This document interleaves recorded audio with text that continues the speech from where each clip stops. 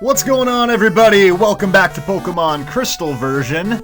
In the last episode, I got my starter Pokemon Cyndaquil, I got the Pokedex, and I gave the mystery egg to Professor Elm, which means we're ready to go. So let's go back to Leroy's house one more time. I love how this is my house. I am the man of the house. I'm the child of the house. It belongs to me. Anyways, here's my mom in the kitchen doing her normal thing.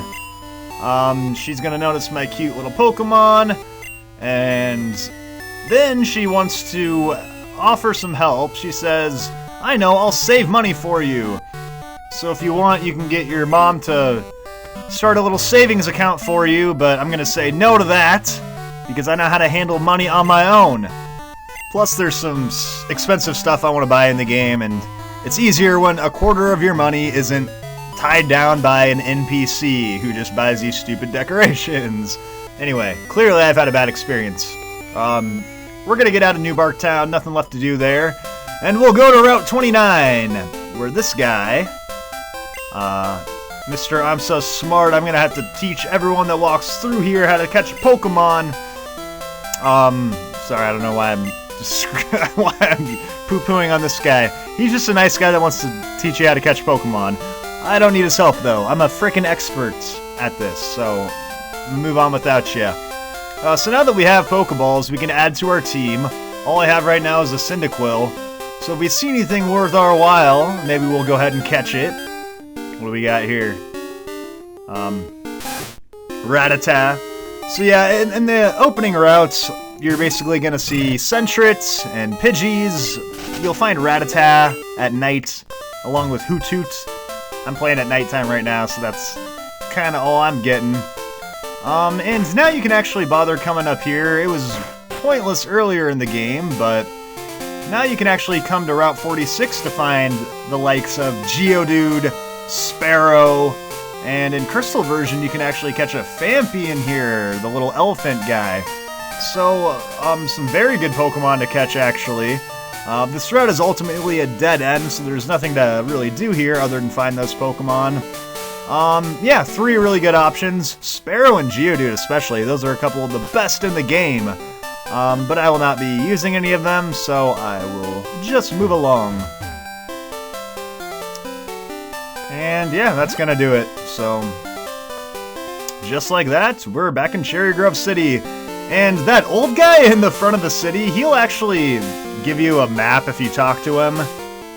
I don't know, I don't think you have to talk to him, so I'm just going to ignore him. I usually talk to him every time I play through the game for completion's sake, but I guess you don't have to, so why bother?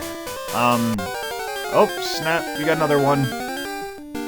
There's a few more options for wild Pokemon up here. We got Poliwag, for instance. Holy smokes, I'm actually into Poliwag. You can catch Poliwag at nighttime only on this route. And you know what? I like Poliwag. I think it's I could use a water type. I'm gonna need one eventually. And I trust that Poliwag can get it done, so let's add this guy to our team. I have a significant weakness to ground and rock types right off the bat, so I'm gonna need something to cover those guys. And Poliwag already has Bubble, so yeah, that should be perfect. That should do it. Let's go ahead and throw a Pokeball. You don't necessarily need to get them all the way down to a sliver of HP. Alright, and if we're lucky enough here, we'll have second member of our team. There we go. We caught ourselves a Poliwag. Alright. Cool, so Poliwag is a Gen 1 Pokemon. I'm gonna try to stick generally to Gen 2 Pokemon, generally to Gen 2. Poliwag is one I never used a whole lot in Gen 1, though. There's a lot of water types that were hard to find in the first generation, so I'm happy they added Poliwag real early on. And I'm gonna nickname you Swirly, because, kind of a double meaning. You got the swirl on Poliwag's face, plus, of course, you can always give someone a swirly in the toilets, which, that's one of those things that I never actually saw happen to someone, but I don't know. Let me know in the comments if anyone at your school ever actually got a swirly. Alright, now we're officially going to say goodbye to Cherrygrove City. Smallest city in the game, nothing to do there. Let's head north. Route 30, we're heading to Violet City to get our first gym badge now, so this is the direction we're going to want to go. And if you get to this point right here and you are blocked off by 2 trainers battling, it means you have to go back to New Bark Town and deliver the mystery egg to Professor Elm. So you gotta make sure you go to Mr. Pokemon's house on the right side of this route. I covered all that in part 1 of the walkthrough. Yeah, it's actually a spot that you might get stuck in. I used to get stuck there all the time as a kid because I'd forget to deliver that stupid mystery egg, so yeah.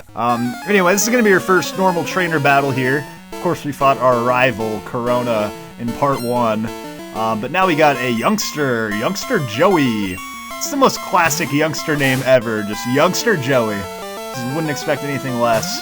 And he's got a level 4 Rattata. So I'm gonna go ahead and use Leer. Make fun of me all you want for using Leer, but it's actually a decent move. Early on in the game especially, we're not good enough to one-hit KO anything by any means. And it's normally gonna take us like, 6-7 tackles, so I always thought Leer was kind of handy. You use it once, and then it only takes about 3 times to knock it out, so yeah. So, oh darn, I didn't even think about putting Poliwag up in the front. I guess I'll do that for the next fight. But that's okay, because that got Hot Sauce up to level 7. And we'll slowly be boosting up those stats. Actually, both Cyndaquil and Poliwag poised to be really fast Pokemon, so it's nice to have some speed right off the bat on my team. Let's use one of these potions to heal up Hot Sauce, who's down at 50% health. And I will go ahead and switch over to Poliwag. Yeah, gotta get Poliwag caught up in levels sooner rather than later. And I've always been someone that likes playing with multiple Pokemon on my team. You can always go ahead and just take your starter and try to run with them through the whole game, which certainly works pretty well with Cyndaquil and Totodile, but I think it's way more fun to catch a full team. Makes it for more strategy and things like that. That's what I'm all about in these games. So he's got a level 2 Pidgey. Perfect opportunity for Swirly here to get some action. And the only move I have is Bubble. Bubble's actually really weak. It is a water type move, which is, generally better than a normal type move, but just so darn low in power right now, so we'll use the old Switcherooski strategy. And for those who don't know, I employ the Switcherooski strategy anytime I get new members of my team to bring them up to speed and levels. It's basically what you do when you don't have the experience share to get your lower level Pokemon up to levels and stuff without actually having to fight. So yeah, we'll see that there. Pidgey, down no problem. Swirly splits the experience with Hot Sauce, and yeah, that's what we're looking for. I will avoid the Switcherooski here, though, for Rattata. Rattata's a little tougher, especially this one, level 4, so yeah, we'll save it for Poliwag. Yeah, this is the worst point in the game when you're actually afraid of level 4 Rattatas, when you're like, oh, I better not mess around with this thing, it might actually kill me. So yeah, once again, I'm already down to like half my health. And yeah, the beginning of the game's not really actually hard, it's just more grueling. It takes a little bit of time because your dudes are so weak. And you're gonna find that my Pokemon are gonna be pretty weak throughout the entire game. I never do grinding, and I never really train them up on the side. I kind of just let them grow with the main storyline of the game, and it's usually enough to get the job done. That's strange, I won before. Yeah, I guess that youngster beat the other youngster last time around. Uh-oh. What we got here? It's Spinarak. Oh my god, this thing sucks. Oh, here's an example of just a trash Pokemon. And it sucks because I really wanted to, I like Spinarak. I think it's cool. A spider Pokemon? Are you kidding me? That's awesome. I wanted to use him on my team. Just does not learn any moves whatsoever. Just the worst. You gotta wait. You gotta use all TMs, and it just takes so long. It's just a shame, actually. There are a ton of Pokemon that just suck in the early Pokemon games. Red, Blue, Gold, Silver. There are just some Pokemon with no options at all, and Spinarak is unfortunately one of them for a large portion of the game. You gotta get Dig and Sludge Bomb eventually, but whatever. I could spend half the video ranting about Pokemon that are just so god-awful and borderline unusable in this game. Anyway, Swirly's getting his first action ever with this Caterpie. I mean, if I can't take out a Caterpie, then what am I even really doing? You know, if I have to resort to Cyndaquil against a Caterpie at level 3, I should just give up, right? So, I would love to see the visual of this little Caterpie tackling me. I always just think it's the funniest thing ever. Tackle. Just imagine the middle linebacker Caterpie coming through, sacking the quarterback. A couple more bubbles here, gonna do the trick. Man, grueling fight. Bubble's one of the weakest moves in the game. It actually got some more power later on in the later games, but... Oh, and fantastic! I got a critical hit when the very end when I didn't need it. Cool, but that's gonna bring us up to level 5. It's a nice little baseline level. And we got another Caterpie. Let's hang around. If we got 11 hit points left, there's no reason this one should kill us if we're already up a level, so keep bubbling away. Yeah, first you do this, you spin around, stop, double take 3 times. 1, 2, 3. Then it's pelvic thrust. Woo! Woo! Stop on your right foot, don't forget it. Now it's time to bring it around town. Bring it around town. And then you do this, and then you do this, and then this and that, and this and that, and this and that, and this and this and this and that, and then that's how you blow a bubble, and I got another critical hit! Is that the secret? If I do the SpongeBob song, I'll get a critical hit? Oh, it's tempting. It is tempting. But seriously, how do I get 2 critical hits on the final 2 moves when I don't need them? It's been a long time since I've been on YouTube, guys, but I remember that being a frequent trend. So Route 30 becomes Route 31. That means you can now find Bellsprout along with Ghastly at nighttime. I'm gonna use my final potion on Poliwag, which means, yeah, at this point, you know, we'll drink the blood of a youngster Joey if we have to survive out here. Let's talk to this dude. He's gonna talk about the Dark Cave. Pokemon could light it up, he'd explore it. Some foreshadowing there. This is the Dark Cave. There's nothing to do in there other than find Pokemon right now, wild Pokemon.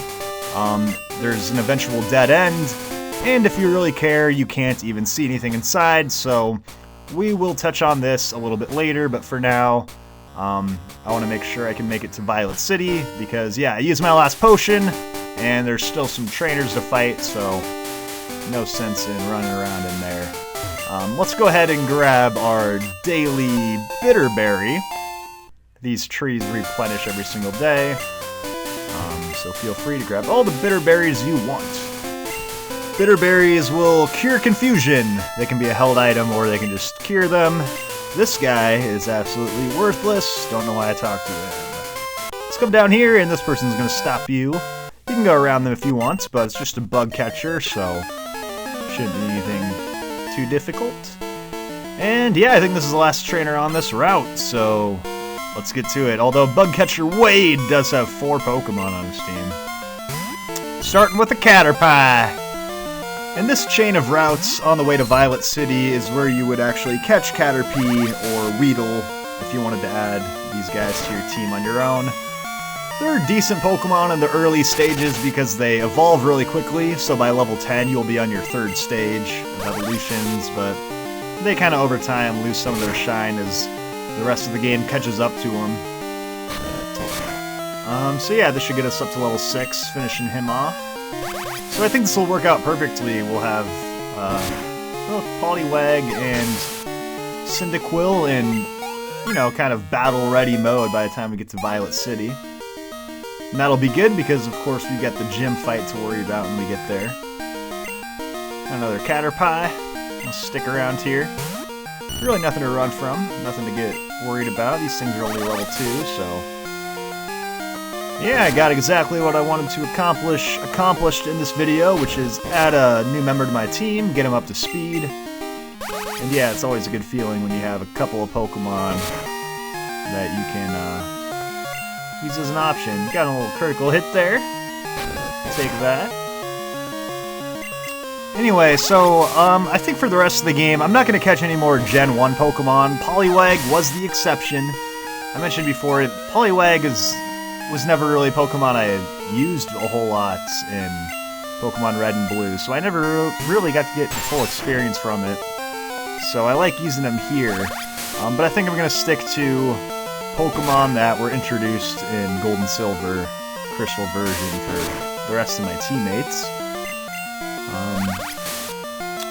Yeah, we got a Weedle.